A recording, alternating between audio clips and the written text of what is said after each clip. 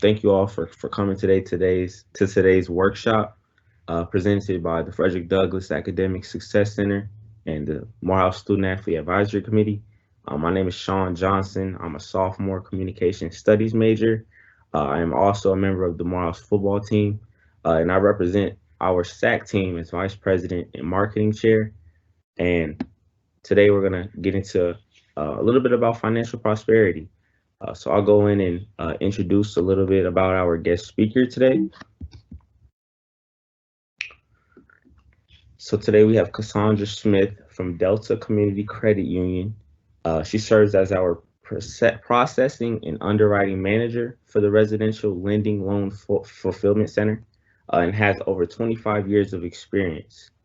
In our workshop today, we'll get a chance to talk a little bit about stocks, paying for housing and houses and savings as well.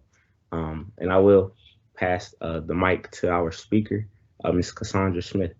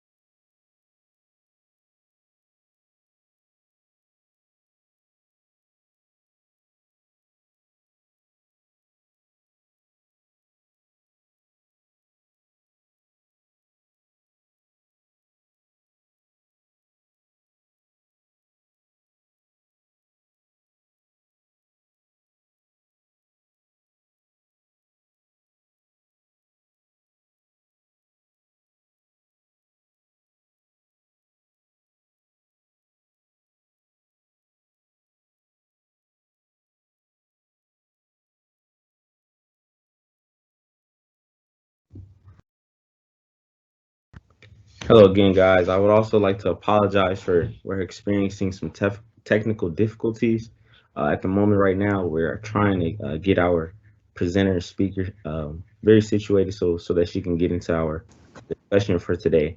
But just to talk about a little bit about SAAC, the Student Athlete Advisory Committee is a club.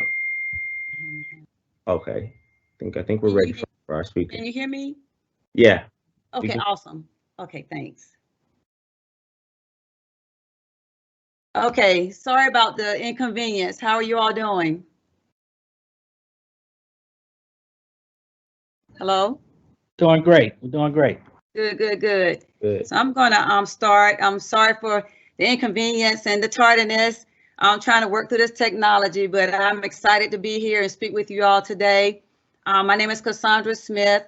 I am operations manager in residential lending for Delta Community Credit Union, which is here in Atlanta, Georgia.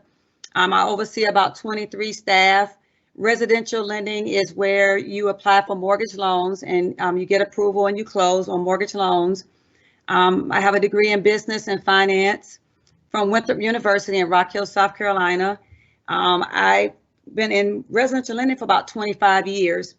I thought with my degree that I was going to be on Wall Street or somewhere, but my husband and I decided to build a house a few years out of college, and I was fascinated with the loan process.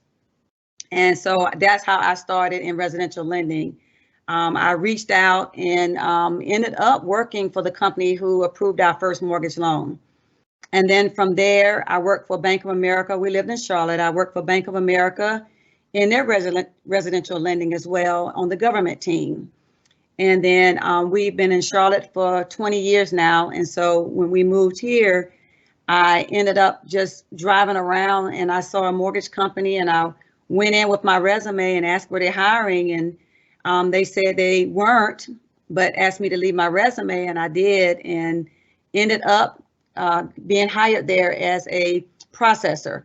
So I worked with them for 10 years. I processed for them and then got promoted to underwriting. So I worked with them 10 years, and now I've been at Delta Community Credit Union for 10 years.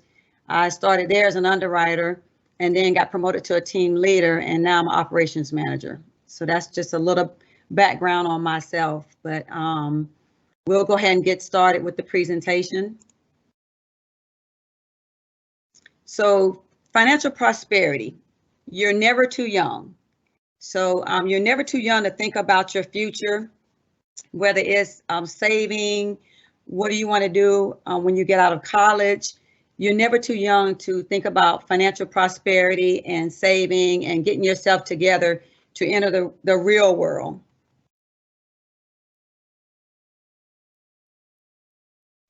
Some food for thought. I have 3 quotes here, and I want you all to think about these quotes. And then as we are speaking this afternoon, continue to think about these quotes as we go through these slides.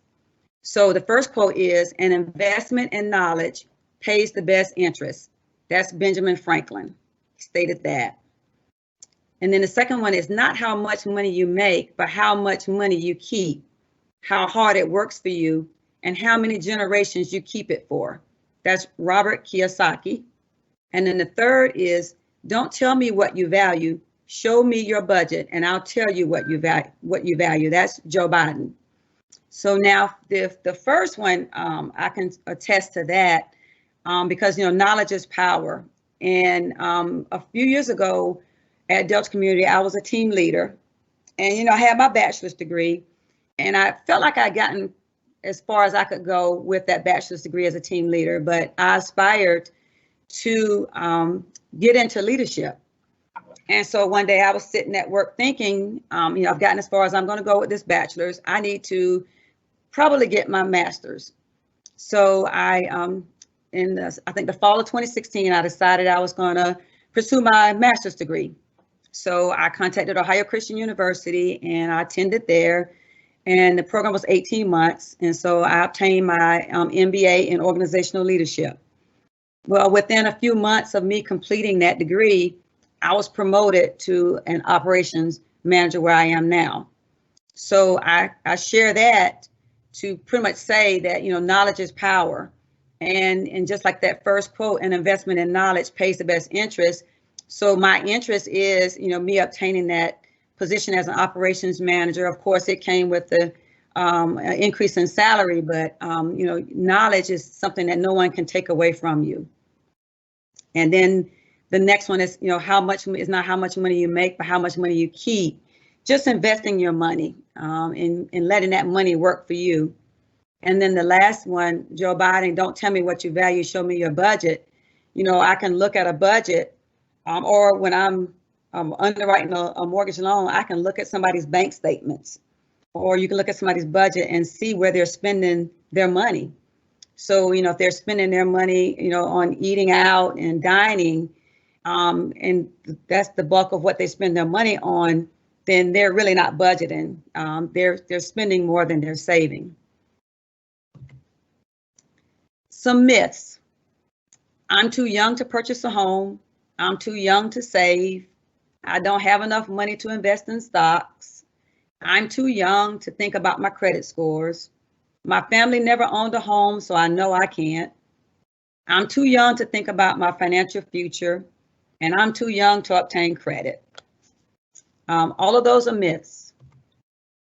The facts: there's no age limit to home ownership.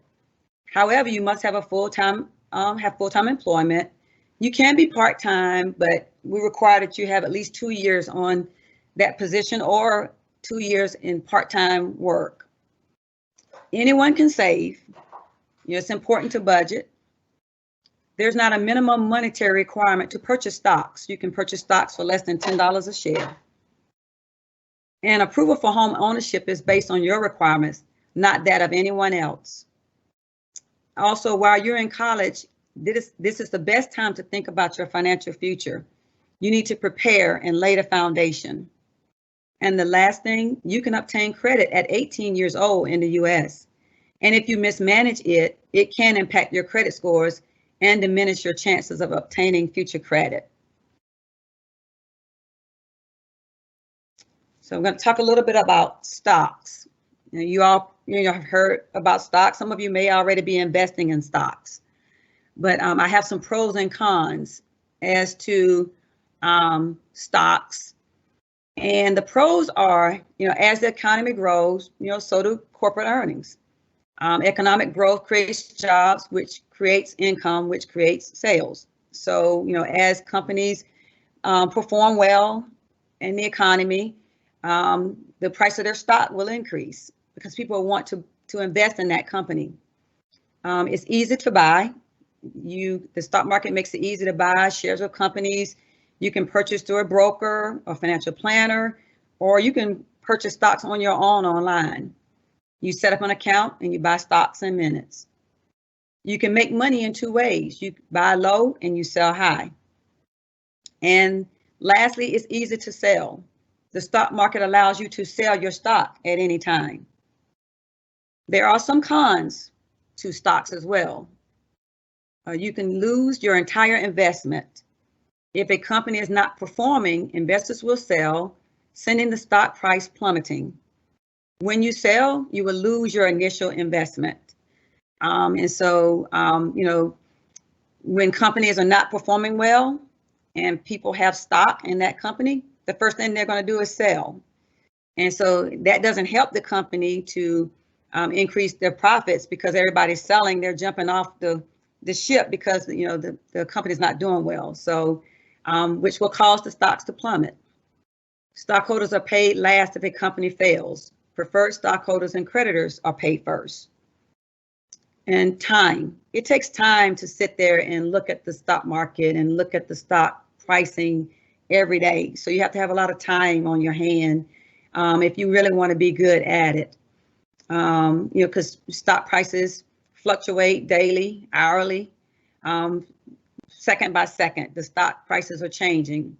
So that's another con. They're ever changing. So investors buy high out of greed and they sell low out of fear. So, those are the pros and cons to stocks and buying stocks. So a lot of times people will diversify their portfolio. Maybe they will invest in a mixture of different types of stocks. Maybe they'll buy a few stocks, maybe restaurants, maybe retail stores, and they may buy bonds, which are not as risky as stocks. So it's best to diversify your portfolio and not just have all your eggs in one basket and just invest in one type of stock. On this slide, I just talked about the 2020 stock market crash was a major and sudden occurrence that began February 20th and ended April 7th. That was last year, and that was at the start of the pandemic. With the pandemic, there's uncertainty. We had not experienced COVID-19 or anything like that. I know I haven't in my lifetime. A lot of us haven't in our lifetime. So we didn't know what to expect. And so because of that, people were running out buying groceries, and the grocery stores couldn't keep food on the shelves. And so all of that uncertainty led to the stock market crashing. I know my husband and I, as far as our 401ks, we lost a good bit of money. However, when you're investing, you don't want to pull out when the stocks are low. You want to stay in, because when the market rebounds, you can gain what you lost and more when the market recovers. So that was last year. And I gave some examples here. Netflix was founded in 1997.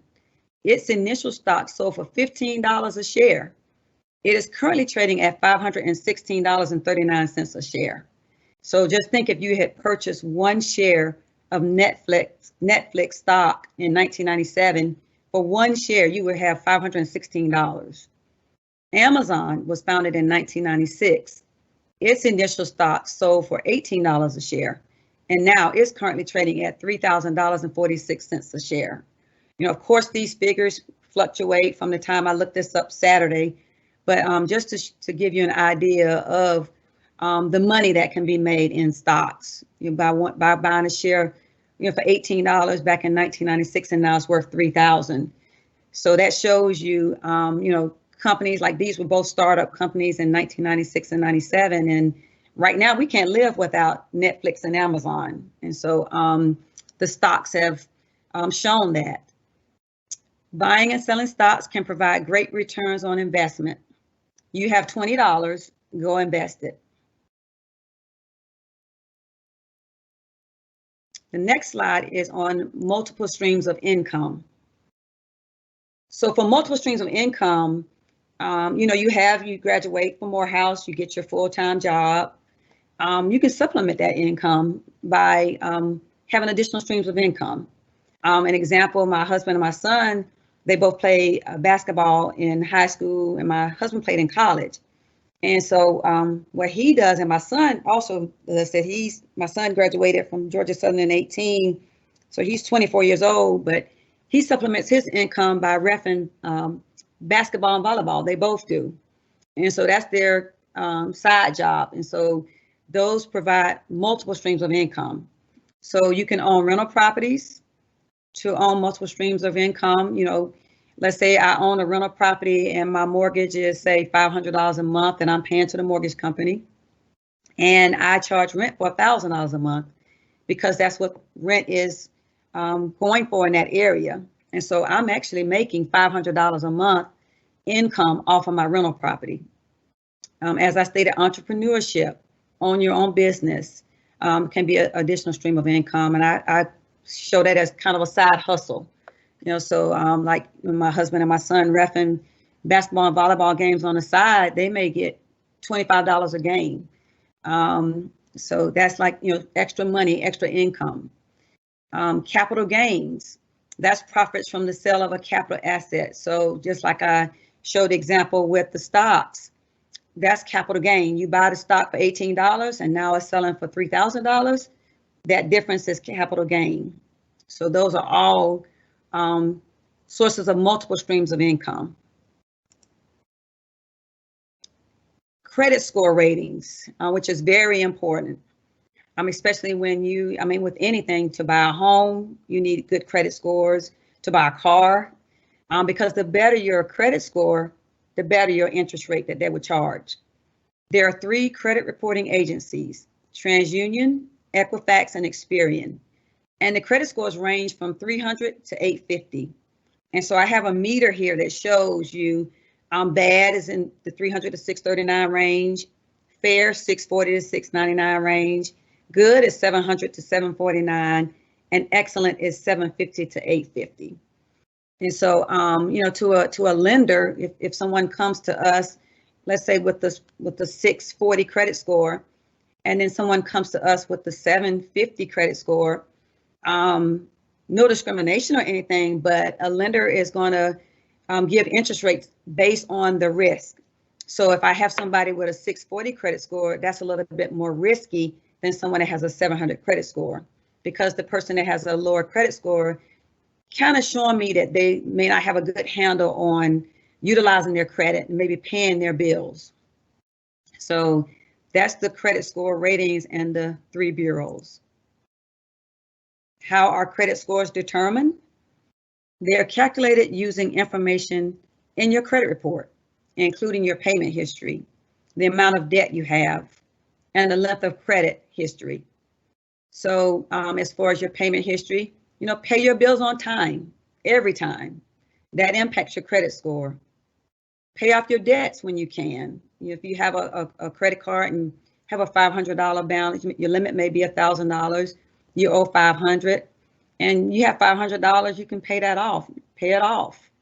Or if the monthly payment is $25, make sure you pay at least that $25 on time. Keep your credit card balance well below the limit. And with that, let's say you have a couple credit cards, and let's say the balance is the limits are $1,000. You don't want to run up that credit to $1,000 because that will impact your score. You want to have a limit of 1,000, but maybe you owe 500 or 300 or 200.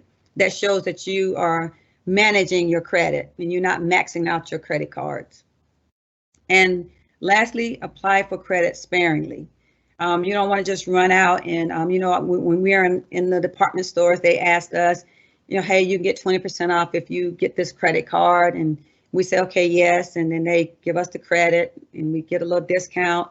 And then we go down the street to another store and they ask us if we want a credit card, and we say yes, and we get another credit card. That short period of time, each time somebody pulls your credit, that impacts your credit score. So you want to try to apply for credit sparingly. So maybe if you get a credit card today, maybe not get a credit card for at least a couple months, and just try to maintain your credit with what you have. One thing that I think has helped, I know it did with my children, when they were in college, if you have a credit card, a parent has a credit card, and they have a good credit history on that and good credit score, make your child an authorized user on those accounts, or just one account. That's all it takes. So what we did, we had an American Express, and we made our children authorized users when they were in college. And we kind of, made a budget with them as well. And we said, okay, you can only put $100 on this card each month. Of course, my son, he almost got his privileges revoked one time because he was just, frivolous with his, and he went out and was at a little restaurants and just charging his up. So he almost lost his privilege. But what that does is gives the child some credit. So you're not necessarily paying that credit. The parent is paying that credit. And when the child graduates, when a lender or creditor pulls the credit report, they already have a credit established. So when my daughter, her junior year, moved into housing off campus, we really didn't have to co-sign for her to rent because they pulled her credit report and she had that one credit card on there, and to them she had like 700 credit score. So if you have a parent or somebody who has maybe a credit card and they trust you that you'll do the right thing, if they make you an authorized user, that can help you. So when you graduate, you already have one piece of credit that with a good credit history, and so it'll be easier for you to get additional credit. This slide is on student loan debt. Pay your student loan debts on time if you have student loans. When you get your first job out of college, confirm if your employer or you're in a profession that forgives student loan debt. I think there's the medical field, there's some places when you're in the medical field, they will forgive student loan debt. Education, they will forgive student loan debt. And contact your student loan servicer to confirm if you qualify for one of the income-driven repayment plans.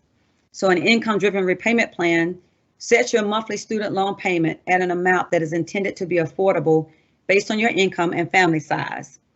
And so there are 4 plans that are offered. The Repay plan, which is a revised pay-as-you-earn repayment plan, Pay-as-you-earn, which is the pay plan, and the income-based repayment plan is called IBR, and the income contingent repayment plan is the ICR plan.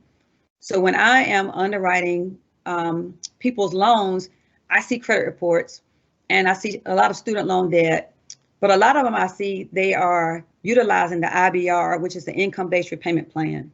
So let's say you have $100,000 in student loan debt your payment would normally be $1,000.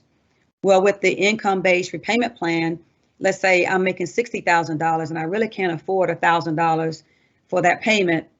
The servicer would do a calculator and would determine what's a feasible payment based on your current income. And so I've seen that a lot on a lot of our loans where people are utilizing that. Why should you save? Because saving allows you to enjoy greater security in your life. You have money for emergencies or unexpected events. Money is set aside for future purchases. And you're self-sufficient. You have financial freedom, less dependent on others for assistance. So it just provides like a nest egg, because you never know when something will come up and you have to have money. And so that savings will come in handy. And I'm quite sure your parents would like for you to be self-sufficient when you graduate from college. We'll help a little bit, but then eventually we want you to get out on your own. What is a 401k and why invest? So a 401k is an employer-sponsored defined contribution pension account. The employee funds his or her account from deductions from their paychecks, and then the company may contribute a match up to a certain percentage. When you begin your first full-time job after graduation, invest in your company's 401k as soon as you're eligible. If you don't invest at all, you miss the opportunity for the company match, which is technically free money. A 401k is a future savings investment for retirement. Many companies no longer have a pension plan for employees after retirement. And this is one of the ways you can invest in your future. I know for Delta Community Credit Union, I believe the match is 6%.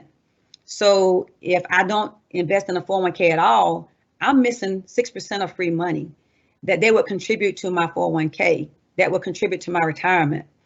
So I always encourage young people, as soon as you get on a full-time job, inquire when you're eligible to start investing in your 401k. Sometimes it's 6 months, sometimes it's a year. But as soon as you're eligible, I encourage you to invest in your 401k.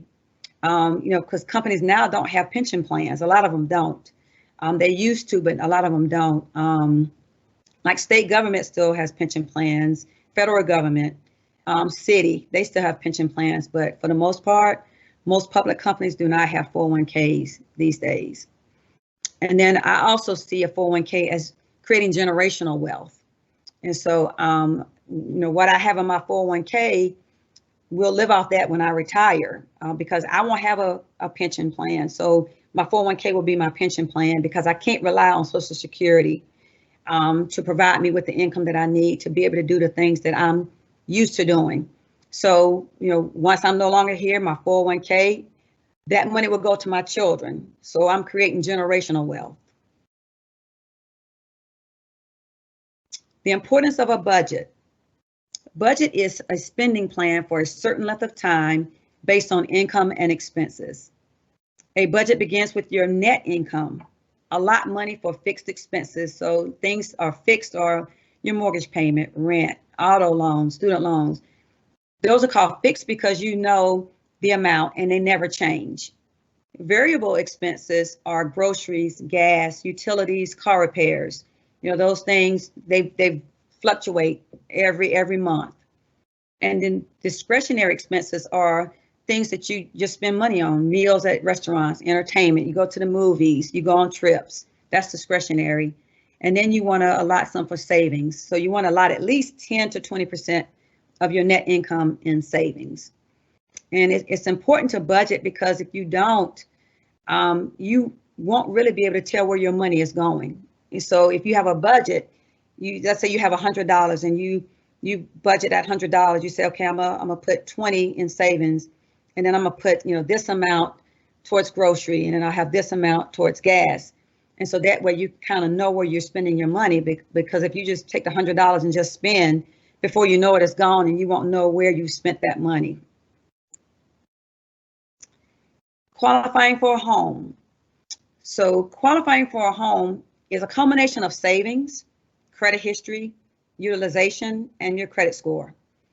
It is important to purchase a home within your price range that will provide a comfortable mortgage payment. The debt to income ratio to qualify is based on your gross income, not net income. So be mindful of this. you pay your monthly obligations with net income, which is take-home pay after you pay your taxes and deductions. That's your net, and that's pretty much what you work with. You don't work with your gross. And I encourage people to seek down payment assistance programs, because this is free money that will lower your out-of-pocket contribution. And most down payment assistance is forgiven after 5 years. So if once you decide you want to purchase a home, and just seek down payment assistance, because sometimes they'll pay anywhere from $5,000 to $7,500. And as long as you're in that house for 5 years, you don't have to pay that money back. And after you've been in it 5 years, it's forgiven. And so it's good to utilize down payment assistance. And I always encourage people, I'm going to run through a scenario to kind of show you how we qualify people to see if they qualify for a mortgage.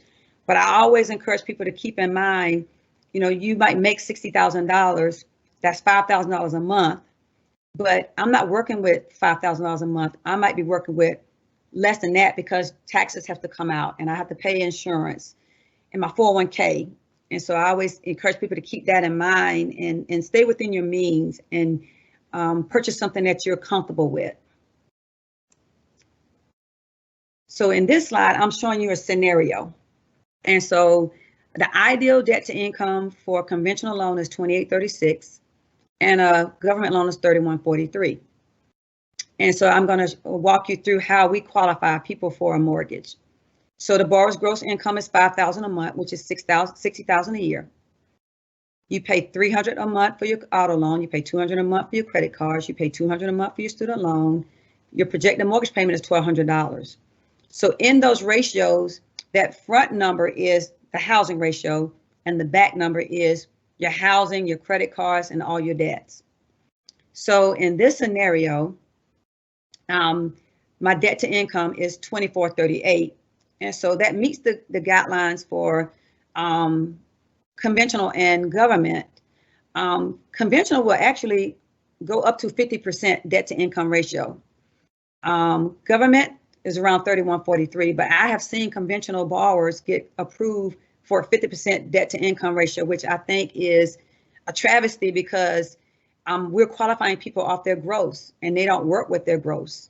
So if I'm qualifying you on $5,000 and the debt to income ratio is 50%, to me, that's setting people up for failure. But, you know, that's how we calculate a borrower's debt to income ratio. It's off gross and not net. And I also wanted to show you in this example that the net income is possibly $3,800. So my gross was $5,000, but truly my net is around $3,800 by the time I pay my federal, state taxes, my insurance, my 401k, and any other things that I have coming out of my check. So technically $3,800 is what I have to work with. Subtracting the $300, the $200, and the other $200, and the $1,200, that leaves me with $1,900. That $1,900, I have to pay for gas, for groceries, auto repairs, utilities, savings, shopping. If I want to travel, I have $1,900. So if the ratios were actually calculated from the net income, the ratio would be a 32 and a 50. So that shows you, it's kind of a disparity to qualify people on their gross. And I kind of cringe when I see some people push the envelope and they want the bigger house. You know, you might qualify for $200,000, but they want a $300,000 home, and they'll argue with you over it too, because they want that home. But you know, and I look at it, and what we do, we run the loans through an automated underwriting engine. And so it approves the loans. And so if it approves it, we approve the loan. This last slide is a young man. His name is Leander Howard II, and he founded Spark Your Resume on January 9th, 2020. And it was officially launched on March 23rd, 2020 at the age of 23 years old. He graduated from Georgia State. And I kind of want to play this this YouTube. It's a 5-minute YouTube. I want to play this so you can see his interview. See if I can get it to play.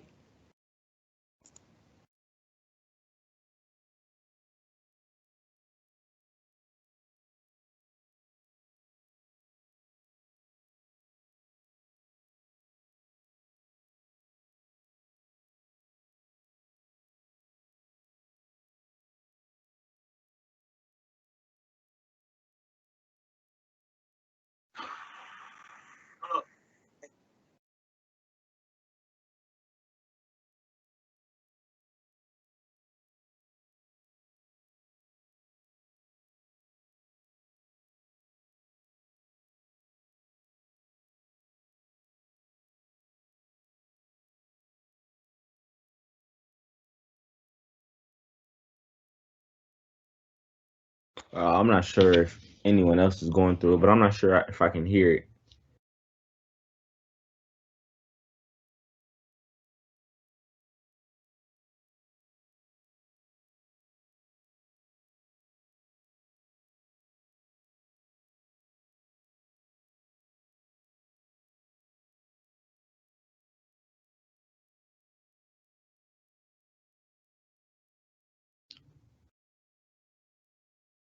Miss Smith, we're not Yes. getting any sound from the video. Say it again. Oh, we aren't receiving any sound from the video. Oh, you're not? Oh, I'll send you this PowerPoint so you all can see his video. But I just wanted to share that with you because he's a young man, 23 years old, and he started his business, and it's a thriving business. And my son also works with him. What he does is people secure his services to write resumes if they need resumes or cover letters. And so my son works with him and two other young people, and they write resumes for him. And so I just kind of wanted you to see his story on how he started this business at 23 years old, because, you know, fresh out of college. And so I just want you all to know that the sky's the limit for you all. I hope what I've shared for you helps you in some kind of way, and continue to do well in your education. And if you ever need me, I have the PowerPoint I'll share with y'all, and I have my contact information in there. If I'm able to, you know, share anything with you about, I just kind of wanted to share a little bit of what I do every day and how I help people see their lives of owning home ownership. Well, I appreciate your time. Thank you so much for speaking, Miss Smith. And now we have a few questions that are in this live Q&A chat. Okay. I'll just read off. There are 3 in total. And the first question is, what is the dollar amount I need to have to pay a deposit on a home? It's really no set amount. I've seen if somebody really wants a house, I've seen them pay $1,000 deposit. I've seen some people pay $500 deposit. It kind of depends on the realtor too, because if the realtor, if it's a tight market and the person really wants the home, the realtor may say, well, let's do $1,000. That shows we really want the home. But I've seen anywhere from $500 to $1,000 to $2,000. All right, and for our second question, how can I improve my credit score? Improve, I believe it's improve my credit score. I would say paying your bills on time, not obtaining a lot of credit at one time. As a college student, as experience, what I did, what I shouldn't have done, I had like 3 credit cards when I graduated from college, and they were maxed. I probably owed about $4,000 in credit, had about $4,000 in credit card debt. That was not good. So when I graduated from college, I ended up moving home, working full time, whereas my husband now, you know, boyfriend then, he didn't have any debt. He was able to move into an apartment, and, you know, he worked full time. So I would say, if you have a lot of credit card debt, try to work on paying those off. And as soon as you can pay one off, then you work on paying another off. But one thing to do is always pay your bills on time. If you can, it might be a possibility for you to consolidate. Let's say you might have 4 credit cards and you owe $4,000. Maybe you can consolidate with a lower interest loan and lump all those together and make one payment. But I would say make sure you pay your debts on your loans on time, your credit on time, and try not to open up not to open up a lot of credit.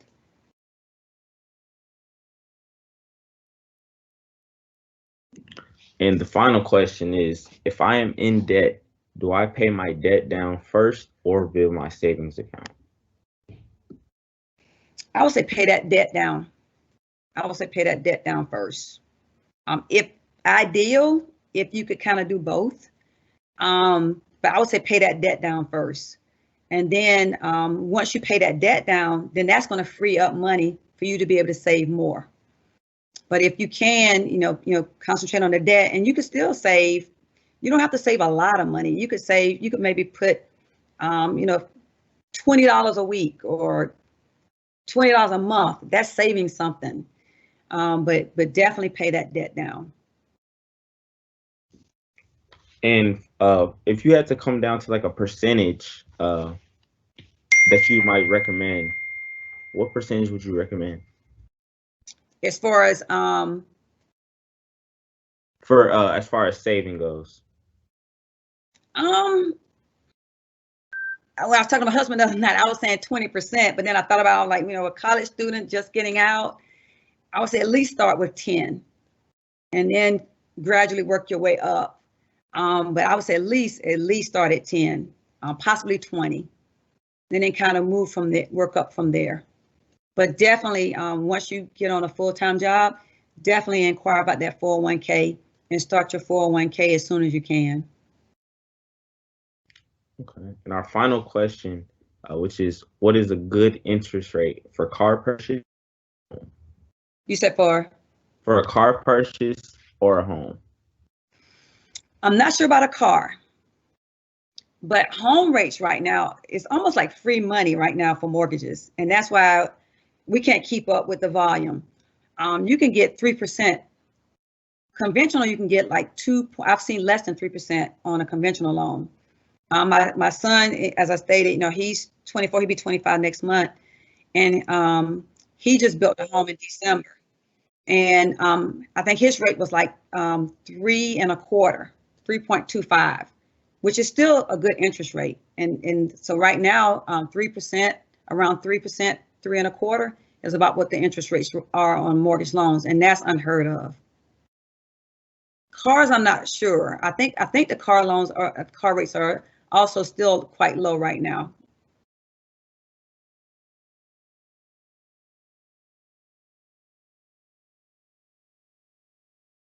All right, thank you, Ms. Smith, for answering those questions. And to move forward, we have a few announcements that we'd like to make.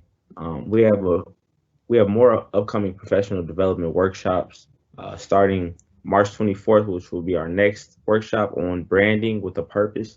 We'll highlight branding for college students, how you can use your social media to brand yourself as an individual.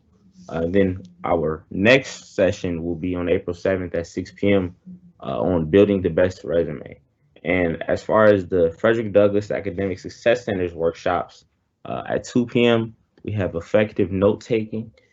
And at 6 p.m. we have Intro to Research using Project Muse. And study hall dates, Monday through Thursday at 8 a.m. and 6 p.m. on Zoom. You can come in and get some tutoring from any of the student tutors at FDASC just to brush up on your skills. And that's about it. Thank you all for stopping by and learning more about financial prosperity. And thanks again for Ms. Smith for coming in. Thank you so much. You're welcome. Thank you all.